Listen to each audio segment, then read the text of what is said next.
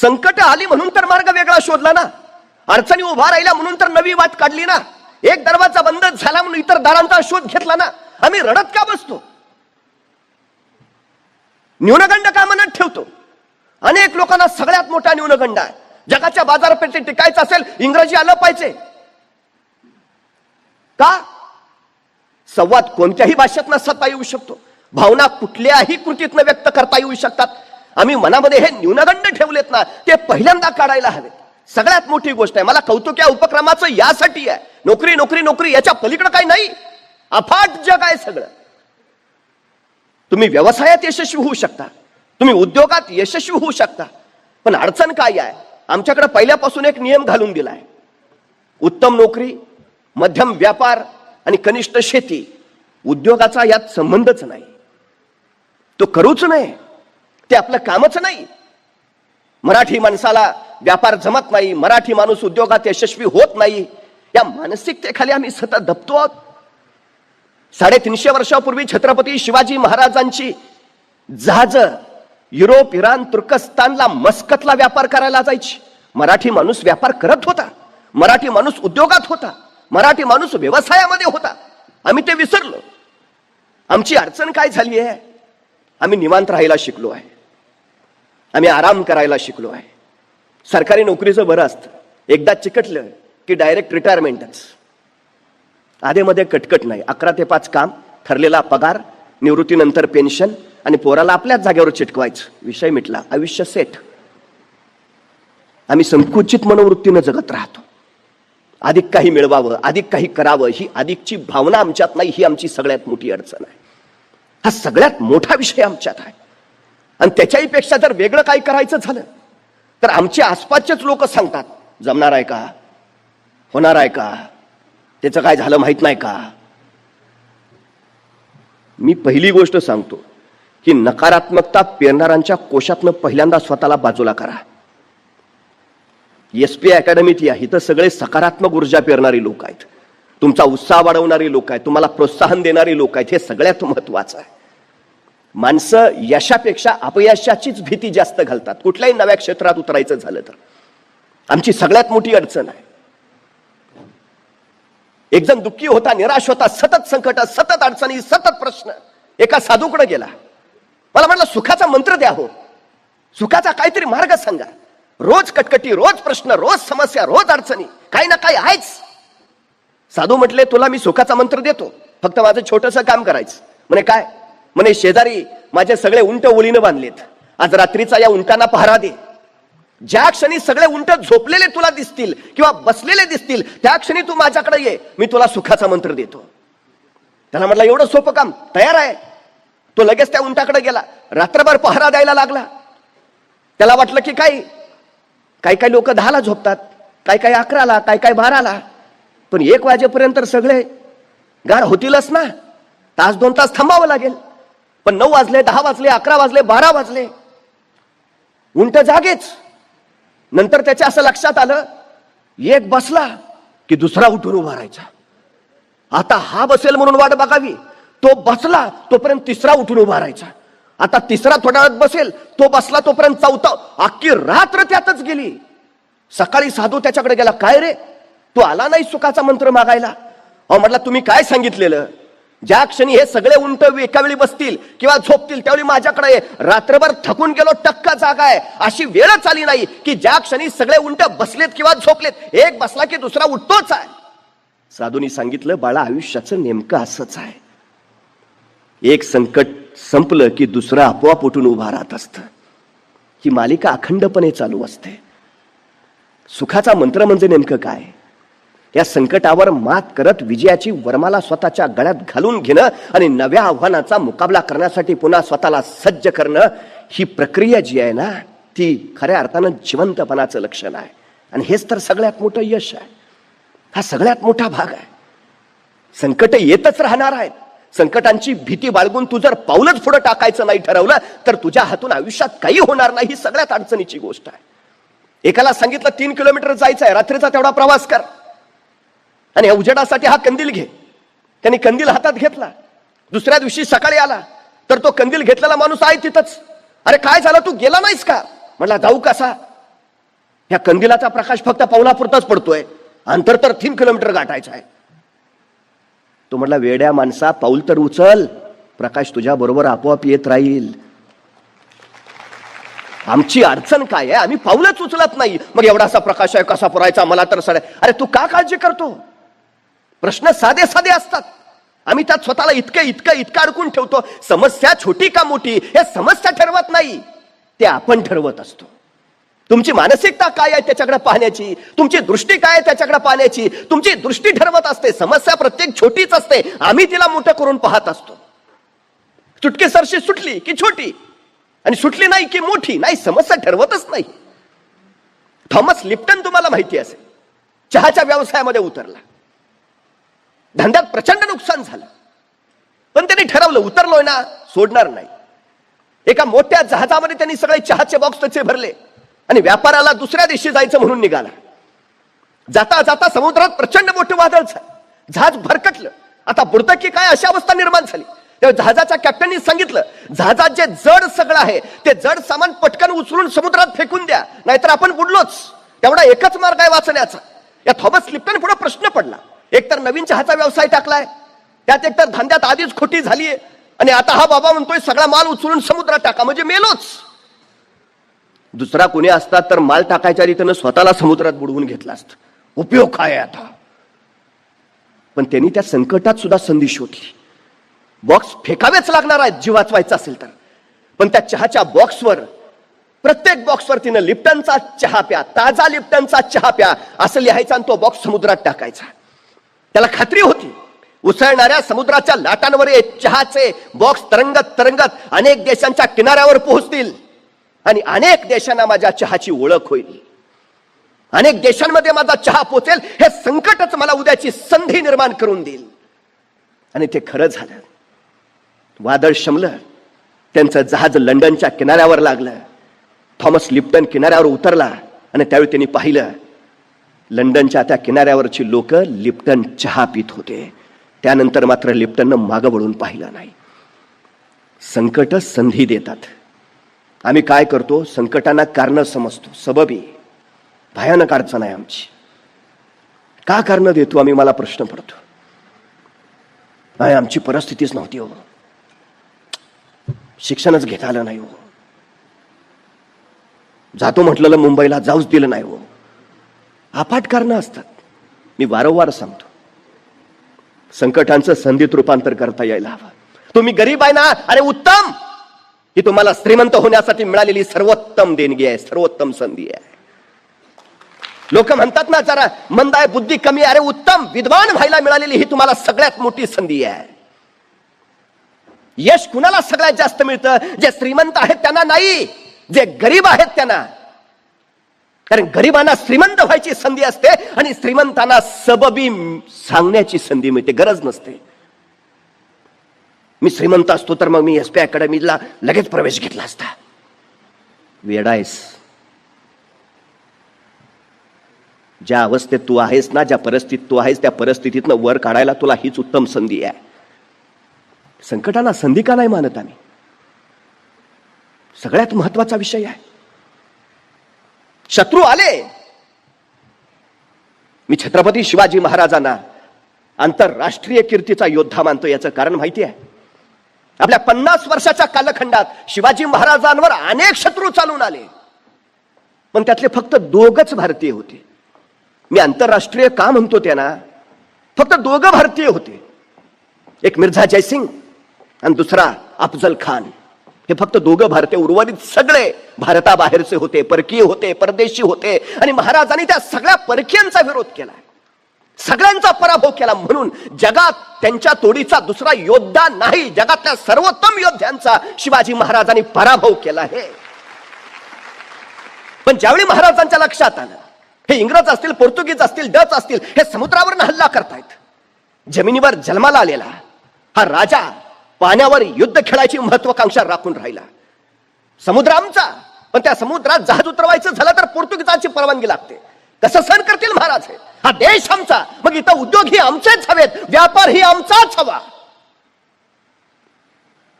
आम्ही का नाही विचार करत? हा माझ्या महाराष्ट्रात तिथं येणारा माल कुठून येतो? कोण निर्माण करतो? माझ्या पोरांच्यात क्षमता नाही, माझ्या पोरांच्यात कौशल्य नाही, की माझ्या पोरांच्यात बुद्धी सामर्थ्य नाही? परक्याने व्यापारी म्हणून यावं आणि राज्यकर्ते बनावा अशी अवस्था वारंवार का येते? कारण आम्ही फक्त चाकरमानी म्हणून घ्यायला धन्यता मानतो. नोकरी हा आमचा धर्म बनतो.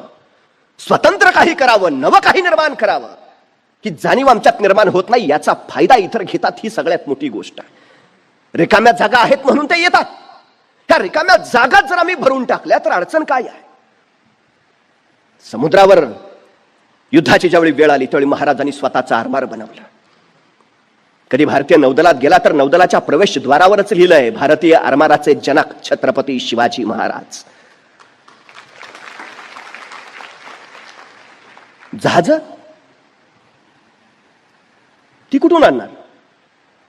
इंग्रजांकडनं विकत घ्यावी लागली. पण इंग्रजांनी उद्या ती देणं बंद केलं तर? जी माणसं स्वतःच्या पायावर उभा असतात त्यांना कोसळण्याचा धोका नसतो. जी माणसं दुसऱ्याच्या खांद्यावर उभा असतात त्यांना सगळ्यात जास्त ढासळण्याचा धोका असतो. उभा राहायचा आहे ना तर स्वतःच्या पायावर उभा राहा. नोकरी करतो, उद्या काढून टाकलं तर? परवा कोरोनासारखी आणखी परिस्थिती आली तर? नोकरी करणं म्हणजे दुसऱ्याच्या पायावर उभा राहणं, स्वतःच्या नव्हे. स्वतःच्या पायावर उभा राहायचं असेल तर स्वतःचा उद्योग करावाच लागेल, स्वतः व्यवसायात स्वतः उतरावं लागेल. हे सगळ्यात महत्वाचं. महाराजांनी तेच ओळखलं. कल्याणला जहाज बांधायचा स्वतःचा कारखाना काढला. मराठ्यांची जहाज दर्यात फिरू लागली, पण अडचणी यायला लागल्या. अवजड तोफा घेऊन ज्यावेळी जहाज समुद्रात जायची, त्या जहाजाच्या वर त्या तोफा ठेवलेल्या असायच्या आणि त्या तोफांच्या ओझ्याने जहाज डचमळायचं. तोफ्याचा गोळा पुढे सुटला की दाब मागा पडायचा, जहाज पाण्यात बुडायचं. सबब नेम चुकायचा. महाराजांनी विचार केला, काहीतरी केलं पाहिजे.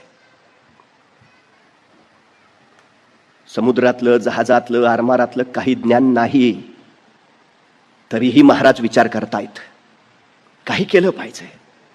आणि महाराजांनी एके दिवशी विचार केला. विचार करून महाराज कल्याणच्या कारखान्यात गेले. तिथल्या कामगारांना जवळ बोलावलं आणि सांगितलं, मी सांगतो तसं जहाज तयार करा, मी सांगतो तसं. आणि महाराजांनी सांगितलं असं असं असं, आणि तसं तसं जहाज तयार केलं. तत्कालीन काळात पाण्यात अत्यंत जलद गतीनं पडणार, किती ओझं ठेवलं तरी पाण्यात न डचमळणार, तोफेचा गोळा पुढे सुटला, दाब मागा पडला तरी पाण्यात न बुडणार, असं विलक्षण जहाज महाराजांनी निर्माण केलं.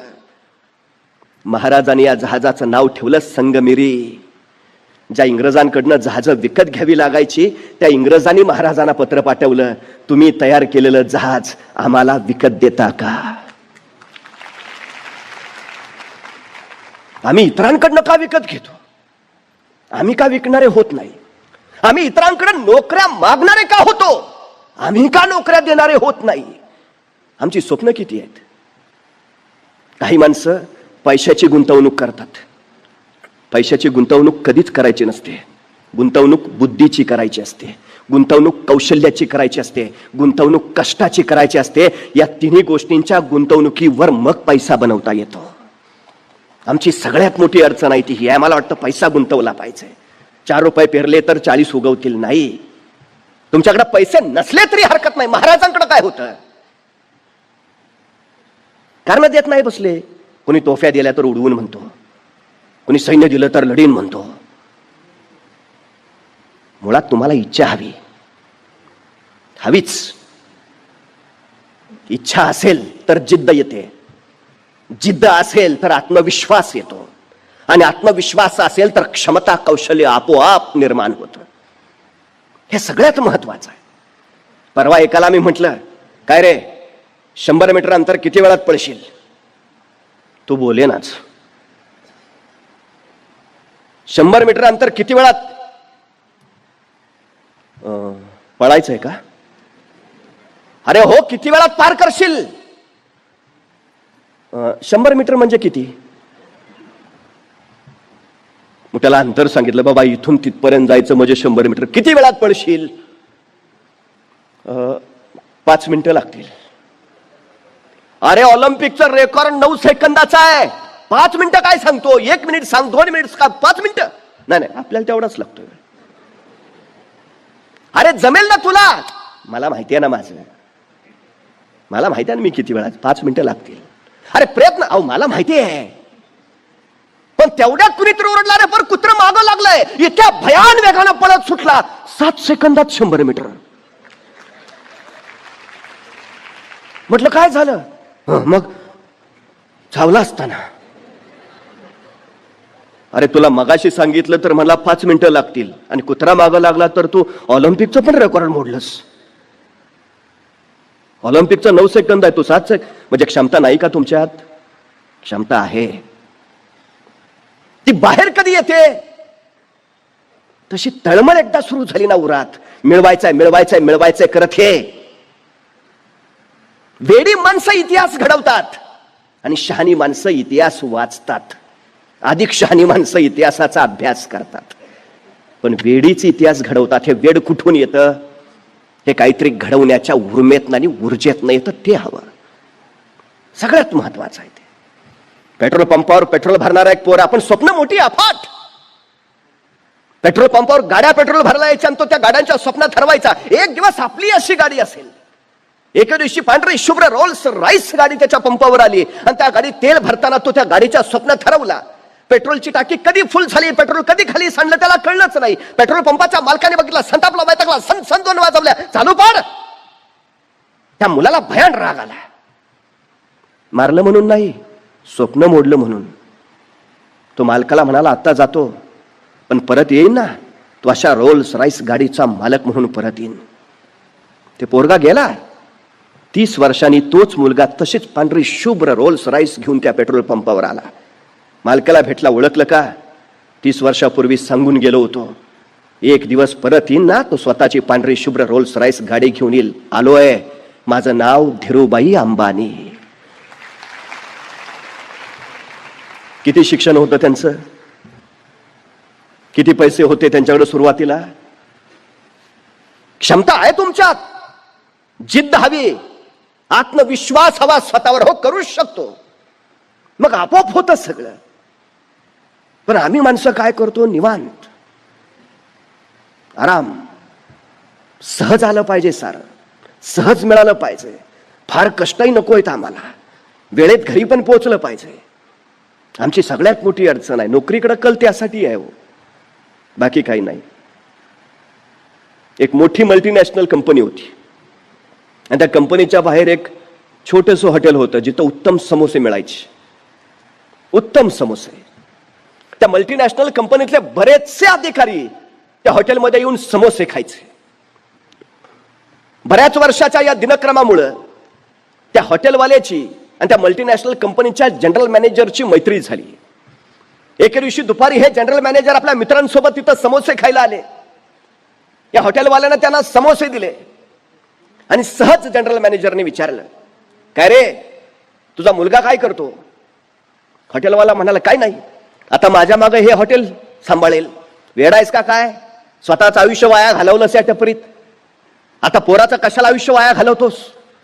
त्यापेक्षा त्याला उत्तम शिकव, उत्तम डिग्री घेऊ दे, माझ्या कंपनीत पाठव, माझ्या कंपनीत नोकरी मिळेल. अरे बघ काय, आज मी क्लार्क म्हणून, तुझं ज्यावेळी हॉटेल चालू झालं इथं त्यावेळी मी या कंपनीत क्लार्क म्हणून लागलो. 20 वर्षात काय बदल झाला? 20 वर्षात मी क्लार्कचा जनरल मॅनेजर झालो. माझा 5,000 वरनं पगार आज 75,000 आहे. आणि तू छोट्या टपरीचं रूपांतर फक्त एका मध्यम हॉटेलमध्ये केलंस. प्रगती बघ, नोकरीमध्ये मान आहे, सन्मान आहे, स्टेटस आहे, प्रतिष्ठा आहे. तुझ्या मुलाला इकडं नको गुंतवूस. हॉटेलवाल्यानं म्हटलं, तुमचा सल्ला अत्यंत योग्य आहे, पण माझं ठरलंय. अरे वेडाय का तू? ऐक माझं, माझ्याकडे पाठव त्याला, माझ्या कंपनीत काम देतो, प्रगती करत करत तो पुढे जाईल. तो म्हणला, नको, आहे ते बरं आहे. मला म्हटलं, साहेब सांगा, 20 वर्षापूर्वी तुम्ही ज्यावेळी या कंपनीत लागला त्याचवेळी मी इथं समोस्याची टपरी टाकली. त्यावेळी माझा रोजचा धंदा 200 रुपये होता. आज माझा या छोट्याशा हॉटेलमधला रोजचा धंदा 20,000 रुपये आहे. त्यातला 10,000 रुपये माझा मी नफा पकडला तर 3 लाख रुपये मी महिन्याला कमावतो. आणि 20 वर्षात तुम्ही किती पगारावर गेलाय? 75,000 रुपयेवर. 2.25 लाख रुपये मी तुमच्यापेक्षा जास्त कमावतो. मला एका प्रश्नाचं उत्तर द्या मॅनेजर साहेब. आता तुम्ही निवृत्त व्हाल जनरल मॅनेजर पदावरनं, मग तुमच्या पदावर तुमच्या मुलाला लगेच चिटकवता येईल का? असं कसं होईल? त्याला डिग्री घेतली पाहिजे, स्वतःच श्रेष्ठत्व सिद्ध केलं पाहिजे, त्याच्या मुलाखती होतील, सगळं झाल्यावर मग त्याला ती पोस्ट मिळेल. म्हणजे म्हटला तुमच्या पोराला परत 25 वर्ष शिकलं पाहिजे, परत नोकरीसाठी वाट बघितली पाहिजे, म्हणजे तुमच्या खुर्चीवर तो असा येऊन अजिबात बसणार नाही. म्हणजे शक्यच नाही. माझ्या मुलाचं बरं आहे ना, माझा मुलगा लगेच माझ्या गादीवर येऊन बसेल हॉटेलवर, त्याला गरज नाही काय करायची. सगळ्यात महत्वाचं, तुमचा मुलगा नोकरी लागला तर त्याला परत क्लार्क पासून जनरल मॅनेजर होईपर्यंत धडपडावं लागेल. माझ्या मुलाला मात्र मी स्थिर करून दिलेला व्यवसाय आहे तो त्याच्या हातात येईल, आणि जिथपर्यंत मी कमवून ठेवलाय तिथपासून तो पुढे प्रगती करेल. पुढे आम्ही अधिकाधिक वाढत जाऊ, तुम्ही मात्र निवृत्त होऊन तिथंच असाल. कशासाठी नोकरी? ती तुम्हाला मर्यादित बनवते आणि व्यवसाय तुम्हाला अमर्यादित बनवतो. स्वप्न कशी आहेत तुमची? मर्यादित की अमर्यादित? मुळात स्वप्न बघायला शिकलं पाहिजे. स्वप्नही दोन पद्धतीनं पाहता येतात. एक डोळे झाकून आणि दुसरी डोळे उघडे टाकून. मिटलेल्या डोळ्यांनी बघितलेली स्वप्न सकाळ झाली की मिटून जातात, आणि उघड्या डोळ्यांनी पाहिलेली स्वप्न सत्यात आल्याशिवाय राहत नाहीत. ही सगळ्यात मोठी गोष्ट आहे. स्वप्न बघायलाच हवीत, आणि ती जेवढी मोठी पाहाल तेवढी उत्तम. हे सगळ्यात चांगलं आहे. कष्ट तिथून करायला हवेत. फक्त थोडीशी एक सगळ्यात महत्वाची गोष्ट आहे. आपल्याला असं वाटतं असंच की काय सोपा आहे, अडचण नाही. व्यवसायात म्हणजे काय? पहिला प्रश्न आमच्याकडे असा असतो की व्यवसाय सुरू करायचा तर भांडवल पाहिजे, कर्जाची सुविधा उपलब्ध पाहिजे, कागदपत्रांची किचकट प्रक्रिया आहे, आणि त्याच्यानंतर पुढचे प्रश्न, मग मार्केटिंग, मग बाकीच्या गोष्टी, मग बाकीच्या गोष्टी. आम्ही यात सगळ्यात यशस्वी होतो का? मग त्याच्यापेक्षा अशी काही पद्धत आहे का की जिथं आम्हाला आमचे हेतूही साध्य करता येतील, जिथं आम्हाला उद्योजक पण होता येईल, स्वतःच्या पायावर उभाही राहता येईल? आज मला वाटतं SP फायनान्स अकॅडमीने नेमकं ते तुमच्यासाठी उपलब्ध करून ठेवलंय. कारण कुठलाही व्यवसाय करताना सगळ्यात महत्वाची गोष्ट जर कुठली असेल तर तुम्हाला प्रशिक्षण ही अत्यंत गरजेची गोष्ट आहे. नाहीतर काय काय माणसं व्यवसाय सुरू करतात. 3 मित्र एकत्र आले आणि त्यांनी व्यवसाय सुरू केला, म्हणे आपण रिक्षा चालवू. आता 3 मित्रांनी मिळून रिक्षा घेतली, रिक्षातच 3 बसायचे. पॅसेंजर कुठे बसवणार? म्हणजे काय नाही या उपयोग या व्यवसायाचा. असं करू आपण, आपल्याला टायरचा पंक्चर काढता येतो, आपण टायर पंक्चर काढायचं दुकान टाकू. ह्या 3 मिळून दुकान टाकलं. कुठं? 3ऱ्या मजल्यावर. उपयोग काय? व्यवसायाच्या 2 पद्धती आहेत. एक नवीन व्यवसायात उतरणे एकीकडं, आणि पिढीजात व्यवसाय सांभाळणारे दुसरीकडं. पिढीजात व्यवसाय सांभाळणाऱ्यांकडे अनुभव समृद्धता असते, त्याच्या 2 पिढ्या त्यातच असतात. पण नव व्यावसायिक जे होऊ इच्छितात, नव्यानं व्यवसायात उतरू इच्छितात, त्यांच्या मग हा अनुभव नसतो. अनुभव नसेल तर तुम्हाला सगळ्यात महत्वाचं आहे प्रशिक्षण. त्या प्रशिक्षणाच्या शिवाय तुम्ही यशस्वी होऊ शकत नाही. ही सगळ्यात महत्वाची गोष्ट आहे. हा सगळ्यात महत्वाचा मुद्दा आहे. त्यामुळे हे प्रशिक्षण अत्यंत गरजेचं. संधी कुठं आहेत, कुठला व्यवसाय निवडा, कुठला करावा, दूरदृष्टी ती सगळ्यात मोठी आहे. आमची अडचण काय, मला आठवतं मी ज्यावेळी महाविद्यालयीन काळात होतो त्यावेळी आमच्याकडं प्रत्येक हुशार मुलाला विचारलं काय होणार आहे? इंजिनियर. कुठला? सिव्हिल. पडत गल्लो गल्ली इतके इंजिनियर झाले की ह्यांचीच घरं ह्यांना बांधावी लागली.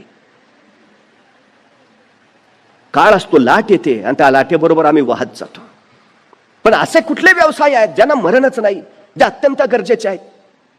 तुम्हाला माहिती आहे 25 वर्षापूर्वी जर कधी कुणी म्हटलं असतं पाणी विकत घेऊन प्यावं लागेल तर त्याला वेड्यात काढलं असतं. पण पाणी विकणाऱ्या कंपनीचा मालक आज जगात सगळ्यात जास्त श्रीमंत व्यक्ती म्हणून परवा घोषित झाला. संधी शोधली.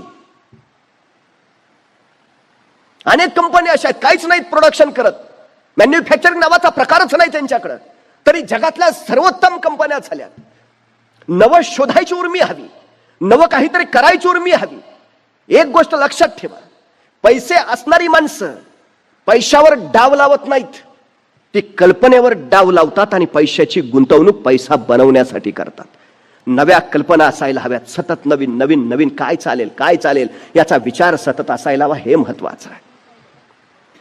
एक दुष्काळी वाळवंटी प्रांत आहे, पाऊस पडतच नाही, नव्हे तिथं काही उगवतच नाही. मग त्या लोकांनी करावं काय? आत्महत्या. शेतात काही पिकत नाही, पाऊस पडत नाही, काय काय काहीच नाही.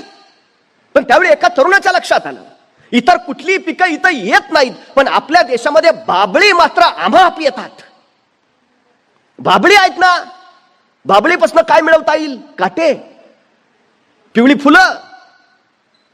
त्याच्या लक्षात आलं बाबळीला डिंक येतो, डिंकाची गरज आहे. आणि त्या तरुणानं स्वतःचा व्यवसाय सुरू केला.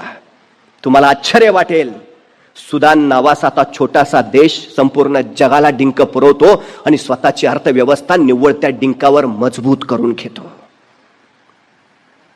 तुमच्याकडे काय आहे याचा आधी विचार करा. तुमच्याकडे जे नाही त्याच्या विचारात उगाच वेळ खर्चच करू नका. ही सगळ्यात महत्वाची गोष्ट आहे. आम्ही कमतरतांवर जास्त विचार करतो, पण जी माणसं कमतरताना बलस्थानं बनवतात ती माणसं यशस्वी होतात. ही सगळ्यात महत्वाची गोष्ट आहे. तुम्हाला उत्तम बोलता येतं ना, तुम्ही उत्तम मार्केटिंग करू शकता. एखादी गोष्ट लोकांच्या गळी उतरवता येते ना, तुम्ही उत्तम व्यवसाय करू शकता. एखादं कौशल्य तुमच्यात आहे ना, तुम्ही नवं काहीतरी निर्माण करू शकता. स्वतःत काय आहे याचा शोध घेणं ही सगळ्यात महत्वाची गोष्ट आहे. हा सगळ्यात महत्वाचा मुद्दा. काहीतरी करणं हे फार महत्वाचं आहे. इच्छा असेल, प्रशिक्षण देणारे तयार आहेत, तुम्ही फक्त त्यात उतरायला हवा. मी वारंवार सातत्यानं सांगतो, एका ठिकाणी लिलाव चालला होता. वेगवेगळ्या वस्तू त्या लिलावात विकल्या जात होत्या. बोली लावणार आहे ना, त्या लिलावाच्या वस्तूतनं एक कळकट मळकट झालेलं व्हायोलिन उचललं आणि त्यांनी बोली लावली.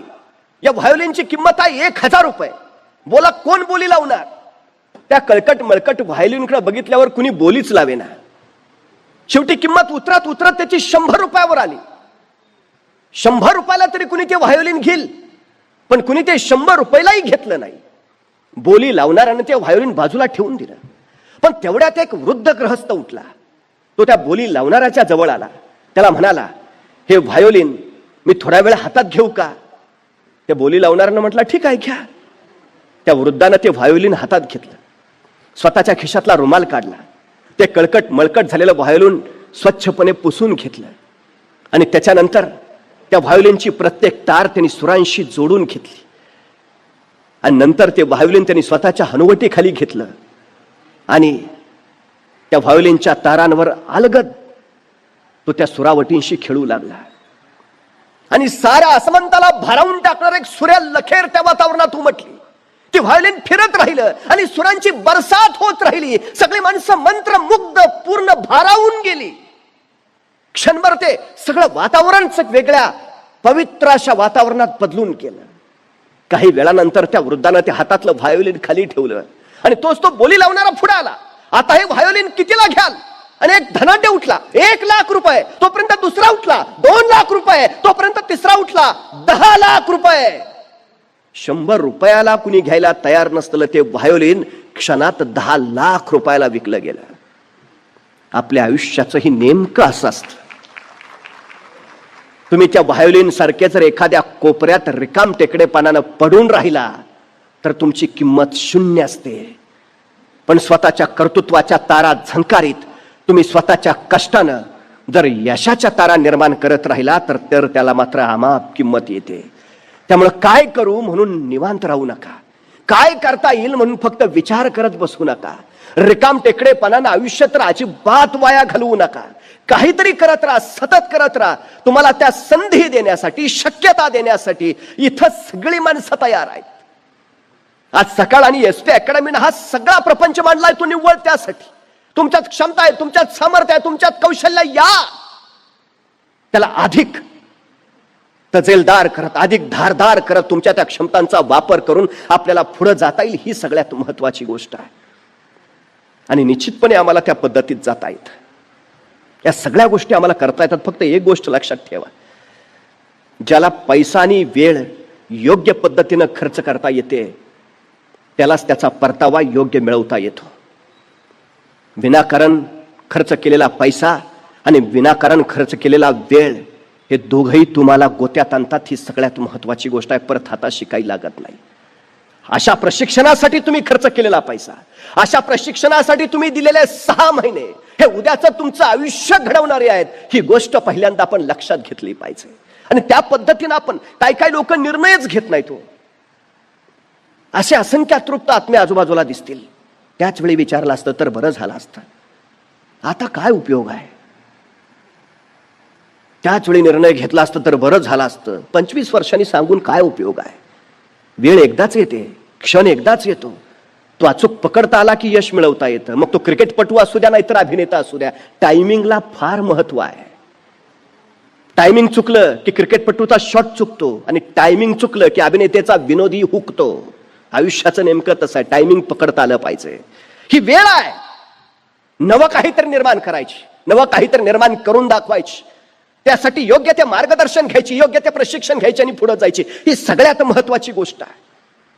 आता काही काही लोकांना असंही वाटतं, हा ते बघितलं मी SP अकॅडमीचं, हा ते रिअल इस्टेटमध्ये काम करतायत, बँकिंगमध्ये काम करतायत, विम्यामध्ये काम करतायत, मग त्यांचं असं असं म्हणणं आहे, मग ते आम्हाला असं असं जावं लागेल, लोकांना भेटावं लागेल, आता हे असलं आम्ही करायचं का? मग घरी कळकटलेलं मळकटलेलं व्हायोलिन म्हणून बस, 100 रुपयाला घेतील. तुला 100 रुपये ही तुझी किंमत ठरवायची आहे का 10 लाख रुपये बनवायची आहे, हे तुझ्या हातात आहे ना. एक गोष्ट पहिल्यांदा लक्षात ठेवा, कुठलंही काम कधीच कमीपणाचं नसतं. जी माणसं कामाची लाज बाळगतात, यशही त्यांच्याजवळ यायला सतत लाजत राहतं, ते कधीच जवळ येत नाही. सगळ्यात महत्वाची गोष्ट आहे. मोठी माणसं काय काय करत होती हो, तुम्हाला माहिती आहे?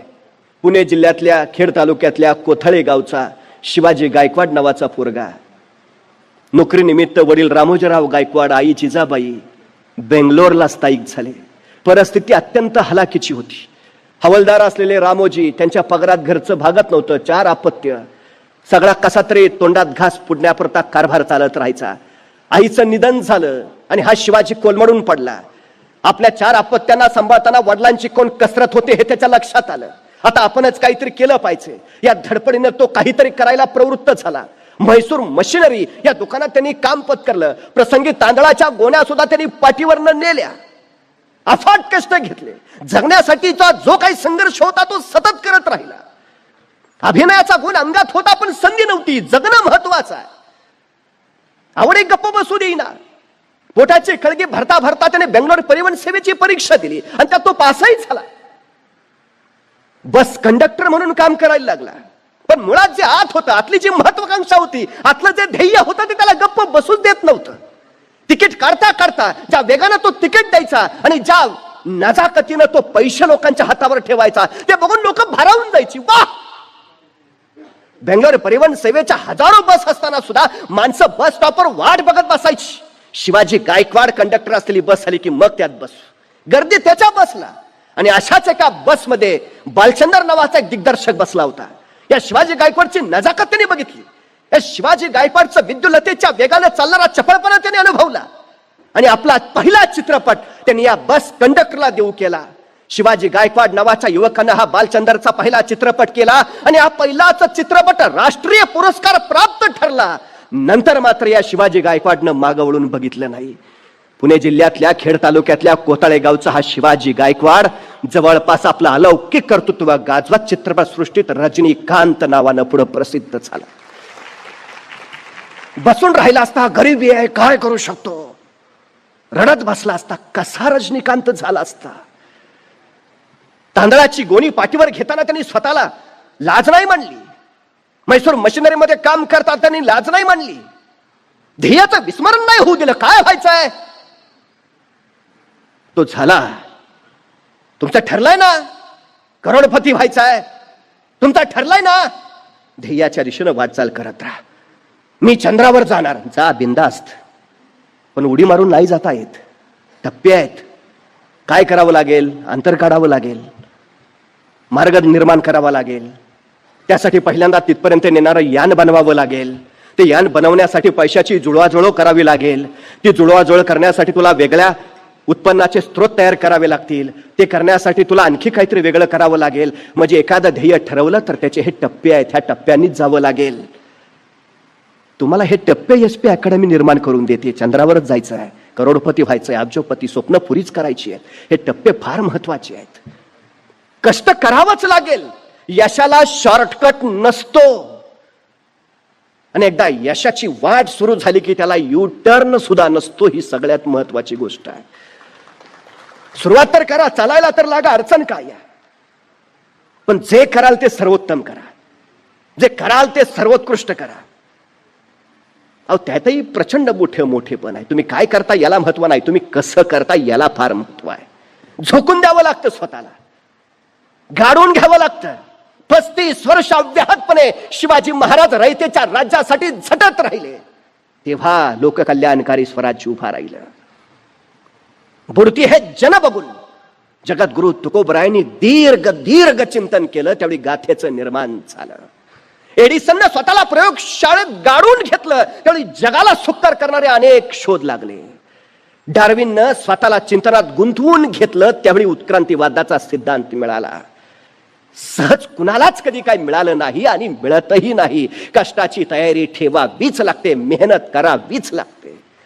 संधी आणि शक्यता निर्माण होत असतातच, संधीचं मेहनतीत रूपांतर करता आलं पाहिजे. आणि मेहनतीवर कष्टाचं फळ मिळतच, पण कष्टाचं फळ मिळाल्यावर एका फळावर संतुष्ट राहायचं का त्या फळाची बीजा आणखी कुठं कुठं पेरायची आणि त्यातून अपार मिळवत राहायचं, हा विचार तुम्हाला समृद्धीकडे नेतो. हा विचार फार महत्वाचा आहे. यशस्वी व्हालच, पण सर्वोत्तमतेचा ध्यास धरा. काम कुठलं आहे त्याचा विचार अजिबात करू नका. ही सगळ्यात महत्वाची गोष्ट आहे. सगळ्यात तुम्ही विमा क्षेत्रात काम करा, संधी आहे. तुम्ही इस्टेट क्षेत्रात काम करा, अफाट संधीचे प्रांत आहेत तुमच्यासाठी, अफाट. ते सगळं इथं विस्तृतपणे मगापासून सगळ्यांनी सांगितलंय. फक्त एकच, काही मिळवायचं आहे तर काही द्यावं लागेल, काही कमवायचं आहे तर काही पेरावं लागेल, काही गाठायचं आहे तर स्वतःचं तेवढं योगदान द्यावं लागेल. त्याच्या बळावरच तुम्ही त्या शिखरावर पोहोचू शकता. खरं तर अब्राहम लिंकन यांचे वडील चांभार होते. एका चांभार काम करणाऱ्याचा मुलगा अमेरिकेचा राष्ट्राध्यक्ष झाला. आमची कायम अपेक्षा असते प्रत्येक बापाची, जे माझ्या वाट्याला आलं ते माझ्या मुलाच्या वाट्याला येऊ नये. जे मी करू शकलो नाही ते माझ्या मुलाने केलं पाहिजे. मी त्याला भाड्याच्या घरात घेऊन राहत होतो, माझ्या मुलाचा स्वतःचा बंगला असला पाहिजे. आमची अपेक्षा असते की आम्ही 2 व्हीलरवर न फिरलो, माझ्या मुलानं 4 चाकीतनं गेलं पाहिजे. प्रत्येक बापाची इच्छा आहे. पिढ्यानपिढ्या ह्या इच्छा वाढत राहतात. पण मला एक सांगा, हे सगळं मिळवण्यासाठी किती वडील आपल्या मुलांना तू टाटा हो, तू बिर्ला हो, तू अंबानी हो असं सांगतात. चुकूनही नाही. आमचे वडील मुलाला सांगतात डॉक्टर हो, इंजिनियर हो, वकील हो, प्राध्यापक हो. काहीच नाही जुळलं तर माझ्या जागेवर तरी चिकट. ही स्वप्न आम्ही मोठी केली पाहिजेत. आता पालकांनी नव्या पिढीला सांगितलं पाहिजे, व्यवसायात उतर, इथं संधी आहे. उद्योगात उतर, इथं कार्यक्षेत्र उत्तम आहे. हे मार्गदर्शन ज्यावेळी घडेल त्यावेळी उद्याची पिढी आमची आपोआप या क्षेत्रामध्ये उत्तम आणि सर्वोत्तम होईल. अब्राहम लिंकनचा तो संसदेतला पहिला दिवस होता. अमेरिकेतले अमीर, उमराव, सरदार आणि राजेशाही, संसदेत असणारी मोठमोठी लोक, त्यांना मनात प्रचंड खंत वाटत होती. एक चांभाराचा मुलगा राष्ट्राध्यक्ष झाला आणि त्याच्या हाताखाली आम्ही काम करायचं. आपल्या संसदेतल्या पहिल्या भाषणासाठी अब्राहम लिंकन उठून उभा राहिले आणि ते बोलायला सुरुवात करणार तेवढ्यात एक अहंकारी संसद उभा राहिला. म्हणला, लिंकन तुम्ही विसरू नका, तुम्ही एका चांभाराचे मुलगा आहात. स्वतःच्या पायातला बूट त्यांनी लिंकनला दाखवला. हा बूट तुमच्या वडिलांकडूनच मी शिवून घेतलाय. सगळ्या संसदेला वाटलं केवढा मोठा प्रचंड अपमान लिंकनचा. पहिलंच भाषण, राष्ट्राध्यक्ष, आणि एवढा घोर अपमान. हे सगळं ऐकलं. अब्राहम लिंकन शांत पुढं बोलायला लागले. त्या समोरच्या अहंकारी सद्ग्रस्ताला म्हणाले, बरं झालं या प्रसंगी तुम्ही मला माझ्या वडिलांची आठवण करून दिली. मला आनंद वाटला की तुम्ही सगळे माझ्या वडिलांकडूनच बूट बनवून घेत होता. हो, माझे वडील अमेरिकेतले सर्वोत्कृष्ट चांभार होते. त्यांच्यासारखा बूट कोणी बनवूच शकत नाही. आज तुम्ही आठवण करून दिली, बरं झालं. मी माझ्या वडिलांसारखा सर्वोत्कृष्ट व्हायचा प्रयत्न करेन. निश्चितपणे त्यांच्यासारखा सर्वोत्तम होणं मला जमणार नाही, सर्वोत्कृष्ट होणं मला जमणार नाही याची मला जाणीव आहे. पण ते त्यांच्या कार्यात जसे सर्वोत्तम होते तसे राष्ट्राध्यक्ष म्हणून मी माझ्या कार्यात सुद्धा सर्वोत्तम होण्याचा प्रयत्न करेन. आणि वडिलांबरोबर राहताना बूट शिवायचं थोडंसं शिक्षण मला माझ्या वडिलांनी दिलंय. माझे वडील आता राहिले नाहीत, पण त्यांनी शिवलेले बूट मात्र तुमच्या सगळ्यांच्या पायात आहेत. जर यदा कदाचित ते बूट टोचत असतील, लागत असतील, घट्ट होत असतील अथवा सैल होत असतील तर मला जरूर सांगा, मी ते दुरुस्त करून देईन. अमेरिकेच्या राष्ट्राध्यक्ष पदावरचा माणूस पहिल्या भाषणात हे सांगतो, कामाची लाज नाही, अजिबात नाही. हो, मी झाडू मारतो, पण मला अभिमान आहे या जगात माझ्यासारखा दुसरा कुणीच झाडू मारू शकत नाही. ही माझी सर्वोत्तमता, ही माझी सर्वोत्कृष्टता आहे. ज्या क्षेत्रात जाल, उद्योग असेल, व्यवसाय असेल, आणखी जिथं जाल तिथं फक्त एक मंत्र लक्षात राहू द्या, इथले सर्वोत्तम होईल, सर्वोत्कृष्ट होईल. विष्णू शास्त्री चिपळूणकर असं म्हणायचे, मी मराठी भाषेतला शिवाजी आहे. म्हणजे शिवाजी हे फक्त नाव नाही, शिवाजी हे फक्त व्यक्तित्व नाही, तर शिवाजी हे सर्वोच्चतेचं परिमाण आहे. मला काय व्हायचं आहे तर माझ्या क्षेत्रातलं सर्वोत्तम, सर्वोच्च व्हायचं आहे. हे सर्वोच्चता म्हणजे तुमचं सगळ्यात मोठं यश. तुम्ही इथं आला आहात याचा अर्थ तुम्हाला उद्योजक व्हायचं आहे.